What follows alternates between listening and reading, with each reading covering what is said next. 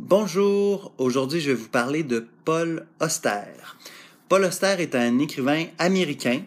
Il a écrit entre autres Léviathan, il a écrit Moon Palace, la trilogie américaine, le livre des illusions. J'ai lu ces livres-là, j'en ai lu plusieurs autres pendant les 4 mois que je lui ai consacrés. Paul Auster est un écrivain, je dirais que dans son écriture, il y a deux sources qui se rencontrent. La première est une source plus européenne. Il a vécu en France pendant des années. Il a une fine connaissance du français. Il a même traduit Stéphane Mallarmé, Tombeau pour Anatole, en anglais. Il connaît bien l'art européen, la littérature, fin lecteur de Mallarmé, fin lecteur de James Joyce aussi. Il connaît bien la peinture italienne, il la commente. Donc, il y a cet amour sincère de l'art et d'une certaine érudition chez Paul Auster. Ceci dit, il y a aussi un amour proprement américain de la culture populaire. Il aime les romans policiers, il aime les films populaires, il aime le baseball. D'ailleurs, ce sport apparaît dans pratiquement tous ses livres. Il va même inventer un jeu de cartes pour pouvoir jouer au baseball de façon très réaliste. Comme plusieurs artistes américains, Paul Auster essaie de concilier l'inconciliable. C'est quelque chose qu'on voit énormément dans la culture américaine. C'est encore plus visible dans les films romantiques où on voit deux personnes qui viennent de milieux très différents, qui ont des cultures très différentes, qui ont des origines sociales très différentes, qui tout à coup tombent en amour malgré tout ce qui les sépare. C'est un peu comme si l'Amérique avait essayé de réécrire Roméo et Juliette de Shakespeare en enlevant la fin tragique pour y écrire une fin heureuse. Paul Auster tombe un peu dans ce défaut-là, en essayant de nous faire voir à la fois le roman policier et la poésie mallarméenne comme deux genres littéraires qui non seulement peuvent se côtoyer, mais se mélangent très bien. Je suis pas convaincu. Ceci dit, il y a quelque chose que Paul Auster retient de ses années à étudier Mallarmé, et c'est un rapport à la disparition. Et ça, c'est fascinant. Quand on lit ses romans, l'intrigue se bâtit progressivement et il y a des personnages qui apparaissent, il y a des problèmes qui apparaissent. Et tout ça s'érige et devient une espèce d'engrenage qui évolue. Et là où on attendrait une résolution, lorsqu'on approche de la fin et que la tension romanesque en arrive à se dénouer, au lieu d'avoir une résolution, on a une disparition. Les éléments s'évaporent les uns après les autres. Et souvent, on arrive à la fin du livre avec une espèce de vide qui nous est laissé. Ça, c'est quelque chose que j'apprécie beaucoup. Je vais vous donner une idée. C'est dans Moon Palace. Il y a un personnage qui est un étudiant. C'est drôle parce que je parle de la résolution à la fin du livre, mais c'est un extrait qui est au début du livre. C'est un étudiant qui manque d'argent et qui doit éliminer les éléments de sa vie qui sont superflus. Je vous lis le passage en question. À l'époque où je commençais ma 3e année de cours, septembre 1977, le costume avait disparu depuis longtemps. Détrempé par la pluie de Chicago, le fond du pantalon avait été transpercé. le veston déchiré aux poches et à la fente, et je m'étais résigné à l'abandonner comme une cause perdue. Je l'avais pendu dans le placard en souvenir des jours heureux et m'étais acheté les vêtements les moins chers et les plus durables que je puisse trouver. Bottes de travail, jeans, chemise de flanelle et un blouson de cuir d'occasion dans un surplus de l'armée. Mes amis s'étonnaient de cette transformation, mais je ne m'en expliquais pas, car, tout compte fait, leur opinion était le moindre de mes soucis. De même pour le téléphone. Je ne l'avais pas fait couper dans le but de m'isoler du monde, mais simplement parce que je ne pouvais plus me le payer. Comme Zimmer me haranguait un jour à ce sujet devant la bibliothèque, protestant qu'il n'arrivait plus à me rejoindre, j'avais esquissé la question en m'embarquant dans un long réquisitoire à propos des fils, des voix et de la mort des contacts humains. Une voix transmise électriquement n'est pas réelle, affirmai-je.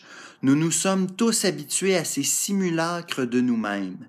Mais si on veut bien y réfléchir, la télévision est un instrument de distorsion et de fabulation.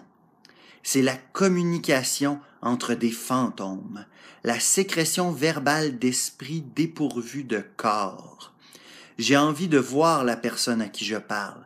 Si je ne peux pas, je préfère ne pas parler. De telles déclarations me caractérisaient de plus en plus. Propos ambigus, théories saugrenues, offertes en réponse à des questions tout à fait raisonnables. Puisque je ne voulais pas qu'on sût à quel point j'étais démuni, je n'avais pas le choix. Seul le mensonge pouvait me sortir d'embarras. Plus ma situation se dégradait, plus mes inventions devenaient bizarres et contournées. Pourquoi j'avais cessé de fumer? Pourquoi j'avais cessé de boire? Pourquoi j'avais cessé de manger au restaurant? Je n'étais jamais en peine de concocter quelque explication d'une rationalité absurde. Donc, il y a cette idée-là à la fois de disparition et d'épuration, et il y a aussi le rapport au mensonge. Le personnage, plus il s'enfonce dans le trouble, plus sa parole devient trouble. Et ça aussi, il y a beaucoup ça chez Paul Auster. D'ailleurs, vous allez retrouver ça dans la trilogie américaine. Le premier roman de la trilogie, qui s'appelle La Cité de Verre, qui reste un de mes préférés parmi les livres que j'ai lus de Paul Auster. Il y a une confusion. Il y a un téléphone qui se fait chez le personnage principal qui s'appelle Quinn. Et la personne qui appelle veut parler à Paul Auster, qui est un agent d'une agence de détective privée. Donc, il veut avoir affaire à Paul Auster, le détective. Ce qui est très drôle parce que Paul Auster est le nom de l'auteur sur la couverture et c'est le nom d'un détective qu'on ne trouve pas dans le livre. Alors, le téléphone tombe sur une espèce de hasard qui va produire du mensonge et le reste de l'histoire. « Allô » fit la voix. « Qui est-ce » demanda Quinn. « Allô » répéta la voix. « J'écoute » dit Quinn. « Qui est-ce » ? « Est-ce Paul Auster » demanda la voix. « Je voudrais parler à monsieur Paul Auster. » « Il n'y a personne ici qui s'appelle ainsi. »« Paul Auster, le détective de l'agence Auster. »« Désolé, dit Quinn, vous devez avoir un faux numéro. »« C'est une affaire très urgente, dit la voix. »« Je ne peux rien faire pour vous, répondit Quinn. Il n'y a pas de Paul Auster ici. »« Vous ne comprenez pas, reprit la voix. Il ne reste plus de temps. Dans ce cas, je vous conseille de refaire votre numéro. Ici, ce n'est pas un cabinet de détective. » Quinn raccrocha. Debout sur le plancher froid, il baissa les yeux vers ses pieds, ses genoux, son pénis flasque.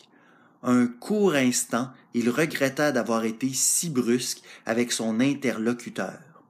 Il aurait pu être intéressant, pensa-t-il, de se prendre un peu de jeu avec lui. Peut-être aurait-il découvert quelque chose de l'affaire en question. Qui sait s'il n'aurait même pas pu apporter quelque aide. Je dois apprendre à penser plus vite debout, se dit-il. Comme la plupart des gens, Quinn ne savait presque rien du monde du crime. Il n'avait jamais assassiné personne, jamais rien volé, et ne connaissait ni assassin, ni voleur. Il n'était jamais entré dans un commissariat, n'avait jamais rencontré de détective privé, n'avait jamais parlé à un criminel. Tout ce qu'il en savait, il l'avait appris dans des livres, des films et des journaux. Il ne considérait pourtant pas cela comme un handicap. Ce qui l'intéressait dans les histoires qu'il écrivait, ce n'était pas leur relation au monde, mais leur relation à d'autres histoires. Même avant de devenir William Wilson, Quinn avait été un lecteur assidu de romans policiers. William Wilson est le nom d'auteur de Quinn qui écrit des romans policiers. Et il va se poser la question, mais qu'est-ce qu'aurait fait Max Work? Et Max Work est le personnage des romans policiers écrit par William Wilson, alias Quinn, qui se fera prendre pour Paul Auster. Ce jeu des identités troubles est quelque chose qu'on retrouve souvent aussi chez Paul Auster.